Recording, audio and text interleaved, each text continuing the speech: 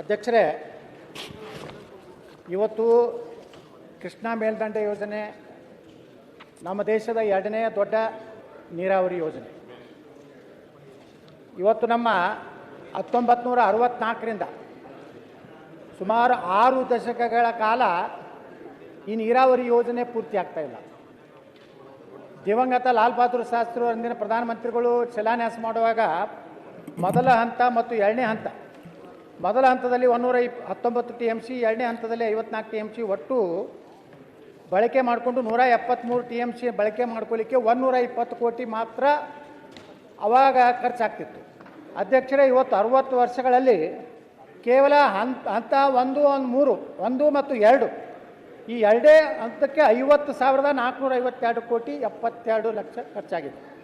120 ಕೋಟಿಯಲ್ಲಿ 150,452 ಕೋಟಿಯಲ್ಲಿ. ಅಧ್ಯಕ್ಷರೇ, ಇವತ್ತು 3ನೇ ಹಂತದ ಬಗ್ಗೆ ನಾನು ಪ್ರಶ್ನೆಯನ್ನು ಕೇಳಿದ್ದೀನಿ.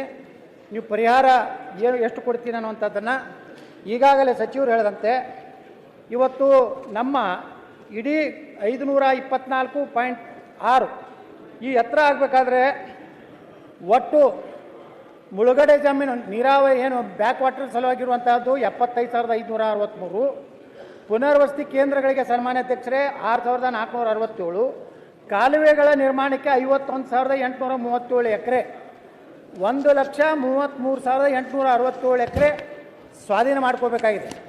ಅಧ್ಯಕ್ಷರೇ, ಇವತ್ತು ಮುಖ್ಯಮಂತ್ರಿಗಳು ಕರೆದಂಥ ಸಂದರ್ಭದಲ್ಲಿ ಇವತ್ತು ಒಂದೇ ಹಂತದಲ್ಲಿ ಒಂದೇ ಕಂತಿನಲ್ಲಿ ನೀರಾವರಿ ಜಮೀನಿಗೆ 40 ಲಕ್ಷ, ಒಣ ಜಮೀನಿಗೆ 30 ಲಕ್ಷ ಹಾಗೂ ಕಾಲುವೆ ನಿರ್ಮಾಣ ಎಲ್ಲಿ ನೀರಾವರಿ ಇದೆ ಅಲ್ಲಿ 30 ಲಕ್ಷ, ಎಲ್ಲಿ ಒಣ ಬೇಸಾಯ ಇದೆ ಅಲ್ಲಿ 25 ಲಕ್ಷ, ಈ ರೀತಿ ಸುಮಾರು 70,000 ಕೋಟಿ ರೂಪಾಯಿ ಕೇವಲ ಕೃಷ್ಣಾ 3ನೇ ಹಂತದ ಮತ್ತು 524.256 ಎತ್ತರಕ್ಕೆ ಹೋಗಬೇಕಾದ್ರೆ 70,000 ಕೋಟಿ ಬರೇ ಭೂ ಸ್ವಾಧೀನಕ್ಕೆ ಬೇಕಾಗ್ತದೆ. ಅಧ್ಯಕ್ಷರೇ, ಇನ್ನು ಸೇತುವೆ ಕಾಲುವೆಗಳ ನಿರ್ಮಾಣ ಮತ್ತು ಆಲಮಟ್ಟಿ ಡ್ಯಾಮ್ ಎತ್ತರ ಮಾಡಬೇಕಾದ್ರೆ ಸುಮಾರು 50,000 ಕೋಟಿ, ಅಂದರೆ ಅಂದಾಜು ಇವತ್ತು ಕೃಷ್ಣಾ ಮೇಲ್ದಂಡೆ ಯೋಜನೆ ಪೂರ್ಣ ಆಗಬೇಕಾದ್ರೆ ಸುಮಾರು 1,20,000 ಕೋಟಿ ಬೇಕು. ಅಧ್ಯಕ್ಷರೇ, ಆದರೆ ನಾನು ಸನ್ಮಾನ್ಯ ಸಚಿವರಲ್ಲಿ ಕೇಳಿಕ್ಕೆ ಬಯಸ್ತಾ ಇದ್ದೀನಿ, ಇಂಥ ಒಂದು ದೊಡ್ಡ ಯೋಜನೆ ಇಡೀ ಉತ್ತರ ಕರ್ನಾಟಕ ಅಲ್ಲ, ತುಮಕೂರು ಭಾಗದವರೆಗೆ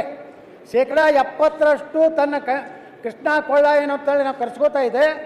ಇದು ಆದರೆ ಶಾಶ್ವತವಾಗಿ ಉತ್ತರ ಕರ್ನಾಟಕದಲ್ಲಿ ಕುಡಿ ನೀರಿನ ಸಮಸ್ಯೆ, ಕೈಗಾರಿಕೆಗಳಿಗೆ ನೀರು, ಭೂಮಿಗೆ ನೀರು, ಇಡೀ ಉತ್ತರ ಕರ್ನಾಟಕ ಒಂದು ಅಭಿವೃದ್ಧಿ ಆಗುವಂಥ ಒಂದು ಮಹತ್ತರ ಯೋಜನೆಯಲ್ಲಿ ಇವತ್ತು ಸರ್ಕಾರ ಹೇಳಿದಂತೆ ಏನು 40 ಲಕ್ಷ 30 ಲಕ್ಷ ಏನು ಕೊಡ್ತೀನಿ ಅಂದಿದ್ದಾರೆ. ಆದರೆ ದುರ್ದೈವನಾದ್ರೆ ಅಧ್ಯಕ್ಷರೇ, ಇನ್ನೂವರೆಗೂ ಏನವರು ಅವರೇ ಮಾನ್ಯ ಮುಖ್ಯಮಂತ್ರಿಗಳ ಅಧ್ಯಕ್ಷತೆಯಲ್ಲಿ ಉಪಮುಖ್ಯಮಂತ್ರಿಗಳ ನೇತೃತ್ವದಲ್ಲಿ ಕರೆದಂಥ ಸಭೆಯಲ್ಲಿ ನಾವು 40 ಲಕ್ಷ ಒಂದೇ ಟೈಮ್ ಪರಿಹಾರ ಕೊಡ್ತೀವಿ, 30 ಲಕ್ಷ ಒಣ ಬೇಸಾಯದಲ್ಲಿ ಕೊಡ್ತೀನಿ ಅಂತಿದ್ರು. ಇನ್ನೂವರೆಗೂ ಯಾವುದೇ ಪ್ರಕ್ರಿಯೆ ಆಗಿಲ್ಲ. ನಾ ಪ್ರಶ್ನೆ ಮಾಡೋದೇನೆಂದರೆ, ಈ ಉತ್ತರ ಕರ್ನಾಟಕದ ಜೀವನದಿ ಆದಂಥ ಕೃಷ್ಣೆಯ ಈ ಆಲಮಟ್ಟಿ ಯೋಜನೆಯನ್ನು ಎಷ್ಟು ದಿವಸಗಳೊಳಗೆ ಮುಗಿಸ್ತೀರಿ? ಇದಕ್ಕೆ ಬೇಕಾದಂಥ ಸುಮಾರು 1,10,000 ಕೋಟಿ ರೂಪಾಯಿ ಯಾವ್ಯಾವ ಮೂಲದಿಂದ ಸಂಗ್ರಹ ಮಾಡ್ತೀರಿ?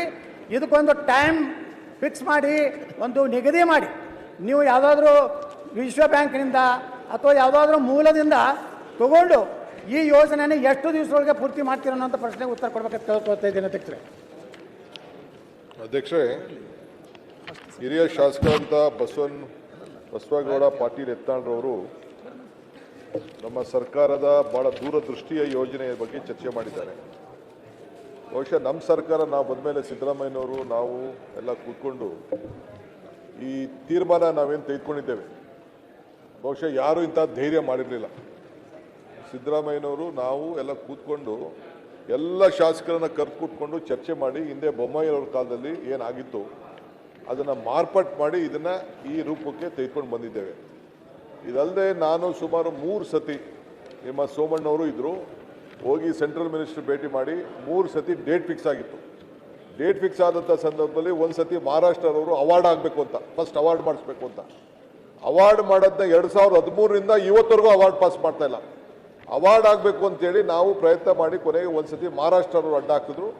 2ನೇ ಸತಿ ನಾನಿಲ್ಲಿ ದಾಖಲೆ ಇಡ್ತಾ ಇದ್ದೀನಿ, 2ನೇ ಸತಿ ಆಂಧ್ರ ಪ್ರದೇಶವರು ಅವರು ಇದನ್ನು ನಿಲ್ಲಿಸಿದ್ರು. ಮತ್ತೆ ಮಿನಿಸ್ಟ್ರು ನನಗೆ ಬರೆದಿದ್ದಾರೆ, ಕೆಲವರು ಕಾರಣಾಂತರದಿಂದ ನಾನು ಮುಂದೂಡಿದ್ದೀನಿ ಅಂತೇಳಿ ತಿಳಿಸಿದ್ದಾರೆ. ನಾವು ಇದಕ್ಕೆ ಬದ್ಧವಾಗಿದ್ದೇವೆ. ಎಲ್ಲರೂ ದುಡ್ಡು ತರ್ತೀವೋ ಏನು ಮಾಡ್ತೀವೋ ಅದಕ್ಕೆಲ್ಲ ಈಗಾಗಲೇ ನಾವು ಪ್ಲಾನ್ ಆಫ್ ಆ್ಯಕ್ಷನ್ ಹಾಕೊಂಡಿದ್ದೀವಿ. ವರ್ಷಕ್ಕೆ 15,000, 17,000, 20,000 ಕೊಡಬೇಕು. ಈ 70,000 ಕೋಟಿ ರೂಪಾಯಿಲಿ ಅಂತೇಳಿ ಒಂದು 3-4 ವರ್ಷದಲ್ಲಿ ಲ್ಯಾಂಡ್ ಅಕ್ವಿಷನ್ ಮಾಡಬೇಕು ಅಂತ ಹೊರಟುಬಿಟ್ಟಿದ್ದೀವಿ. ಮುಂದಕ್ಕೆ ಈಗಾಗಲೇ ಕೆಲವು ಕೆಲಸಗಳು ಕೂಡ ಕೆಲವು ಕಡೆ ಪ್ರಾರಂಭ ಆಗ್ತಾ ಇದೆ. ತಮಗೆ ನಾನು ಹೇಳೋದು, ತಮ್ಮ ಏನು ಒತ್ತಡ ಏನಿದೆ, ನಾವೆಲ್ಲ ನಾವು ಭಾಳ ಡೆಲ್ಲಿಯಿಂದ ಒತ್ತಡ ನಮ್ದಿಗೆಲ್ಲ ಇದ್ದಾರೆ ಸ್ನೇಹಿತರು ಅಂತ ಹೇಳ್ತಿರಲ್ಲ, ಹೇಳ್ಬಿಟ್ಟು ಈ ಅವಾರ್ಡ್ನ ಪಾಸ್ ಮಾಡಿಸಿ ಕೂಡಲೇ ಇದನ್ನ ಸಾಲನೋ ಸೋಲನೋ ತಂದು ಏನೋ ಮಾಡಿ ಯಾವ್ದಾದ್ರು ಸ್ಕೀಮ್ ಕ್ರಿಯೇಟ್ ಮಾಡಿ ಈ ಪ್ರಾಜೆಕ್ಟ್ನ ಆದಷ್ಟು ಜಲ್ದಿ ಮುಗಿಸೋಕ್ಕೆ ನಾವು ಪ್ರಯತ್ನ ಮಾಡೋಣ. ಅಧ್ಯಕ್ಷರೇ